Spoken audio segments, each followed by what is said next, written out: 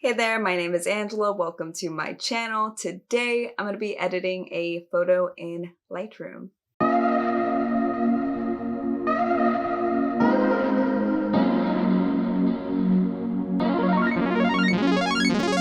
Before we get started, just so you can know what you're getting into with this video, here is the before shot of this picture, and with the edit, here is the after. So I'm going to walk you through this edit step by step, starting now.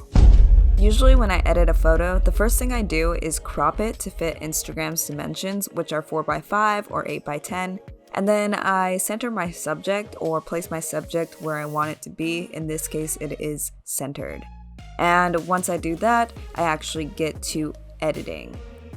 So whenever I edit a photo in Lightroom, I always like to start from the bottom and work my way up through the tabs. So at the very bottom of the tab list in Lightroom is color calibration. And color calibration is one of those tools that you'd rather start with it than mess with it later on in your edit, because it can make things a little funky if you're not careful. But if you start with it, it really gives you a good foundation of color to work with. The way that color calibration works is that it edits the red, green, and blue primaries within every single color. So if you were to edit the blue primary, it doesn't just target what's blue in the photo, it targets every color and the blue hues within that color. So it doesn't just affect one section, but the entire whole. So I'm gonna just bring my blues down to a little bit of a greener hue. I usually like to do that for photos. And then for this one in particular, I'm gonna bring the greens down to a more of a yellow, just because I really want kind of a fall vibe. And I think I'm gonna increase the saturation as well while I'm at it to kind of make those yellows pop and make my ring cone pop as well. And then for the reds, I'm gonna bring them up to an orange, so that way it gets a little bit more of a fall vibe again. And then I think I might increase that saturation just a tad to also make it pop. And yeah, usually with this tab, I like to play around with it until I am satisfied. And right now this is looking good and I'm satisfied with that. Here is very quick a before and after with the color calibration and without the color calibration. The difference is kind of subtle, but there is a difference and I am very happy with it. Like I said earlier, I like to work from the bottom up, and I usually skip effects and transformation, but I'm going to go up to lens corrections next. For lens corrections, I like to mess with the vignette. For this particular photo, it's a bit dark, so rather than darkening the edges, I'd like to brighten them up. So I'm going to bring the vignette up a little bit to lighten the edges, and then to make it even more of a dramatic effect, I'm gonna lower my midpoint so that my midpoint is a little bit smaller and more of the photo is brightened. Here is the before and after of the photo so far. You can kind of tell that the edges are a bit brighter now. So moving on, I usually skip past detail. I sometimes mess around with sharpening, but not often. And so we're gonna just skip that for this photo and move on to color grading. So color grading, you target highlights, shadows, and midtones. I'm gonna start with the shadows for this one. Usually I like my shadows to be a bit on the blue side, but for this particular photo, since I'm trying to go towards a fall vibe, I'm going to put my shadows at more of an orangey red tone. For this tab, I don't like to do things too dramatic. I like to keep my point kind of in the center with low saturation, because the more saturated your shadows are, it just starts looking kind of weird. So yeah, I'm just gonna mess around with the luminance now too. I kind of just play around with this tab, to be honest, until I find something that I'm completely happy with. So let's move on now to the midtones. I kind of just do the same. I like to drag my mouse around with these little circles, by the way. So usually what I do when I'm picking a color is I will drag my mouse all the way to the outside so it's super saturated and kind of spin it around until I see a color that I like. And then once I find a color that I think would look good, I drag my mouse back in to decrease the saturation so it's not super funky and all saturated and crazy. And for this particular photo, I really like blue midtones, so let's move on to highlights now.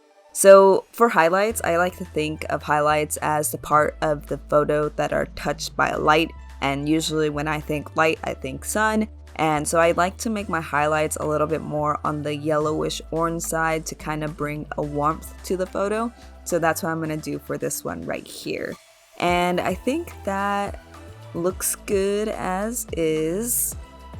So I think I'm satisfied with how things look right now. So that is it for the color grading tab, and we're gonna move on up to the HSL/color one. I like to mess with the color part of this tab instead because you can select a color specifically and then adjust the hue, saturation, and luminance of that color. For this photo, I really want my yellows to pop out a bit, so I'm going to increase the luminance and saturation on the yellow tab and actually increase the hue a little bit to make it a little bit more yellowy.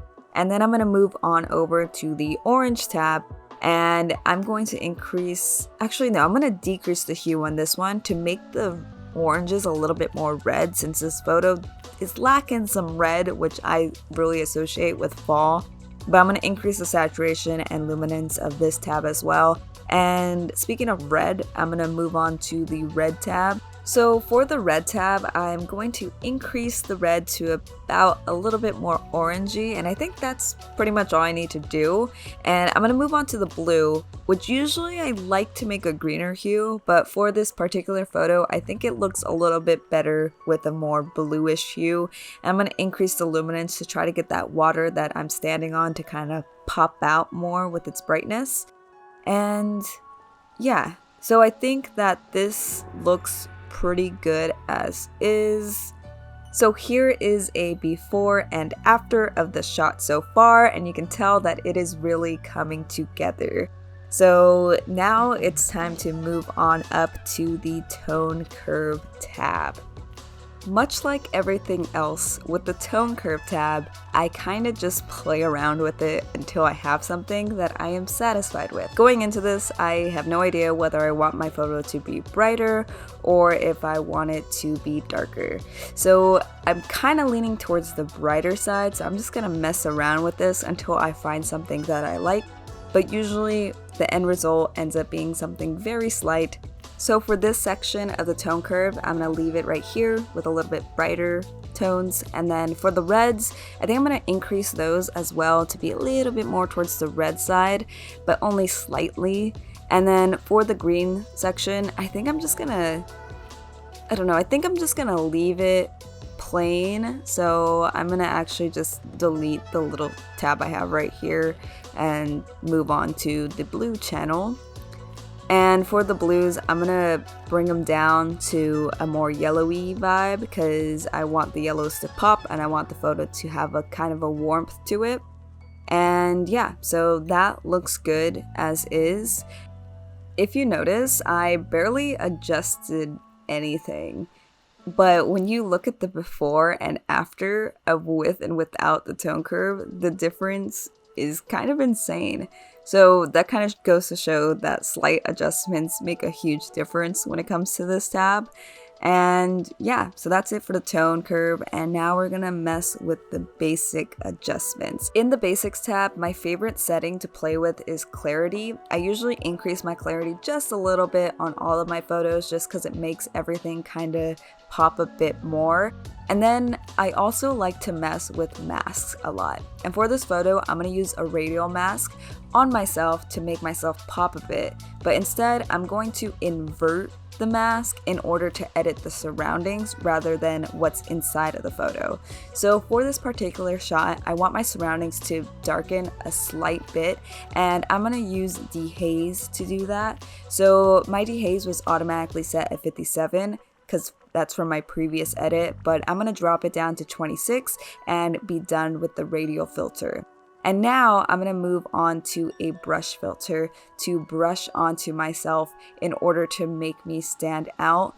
Right now it's still set at that automatic 57 dehaze, but I'm going to adjust that because that's not what I want.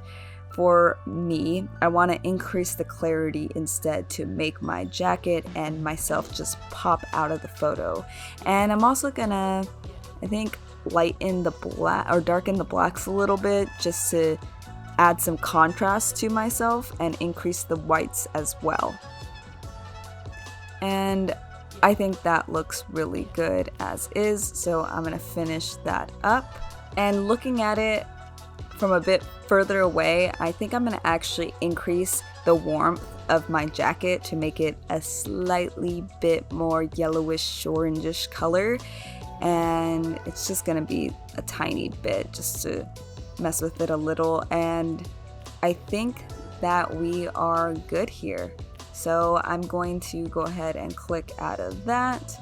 But the more I look at the photo, the more I realize that there is a lot going on around me, so I'm going to adjust the crop and bring it in a bit more to kind of cut out my surroundings a little bit more so that people's eyes are kind of drawn to the center of the photo or the subject of the photo, which is me.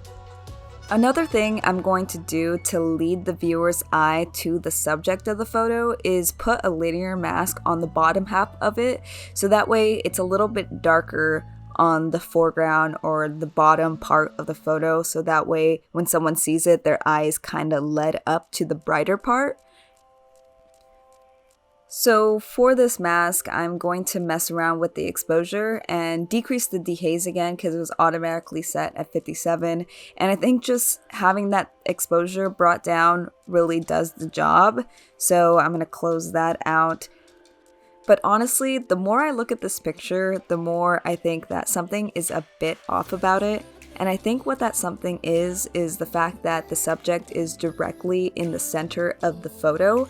So I'm going to mess around with the crop a bit more to make the landscape look bigger. And to do that, I'm just going to drag myself down in the photo so that way the viewer can see the height of the trees in the background. And this makes the landscape look a bit more grand and me a little bit more small. And I think that looks better overall. And with that final adjustment, I am finished editing this photo. So here's the final before and after for this shot. I really do like how it turned out, and I want to know how you think it turned out. So leave your opinions down in the comments below. If you want to see more of my photography work, go ahead and search me up on Instagram or click the link in the description down below. And if you want more photography videos, hit that subscribe button while you're at it. And until next time, bye.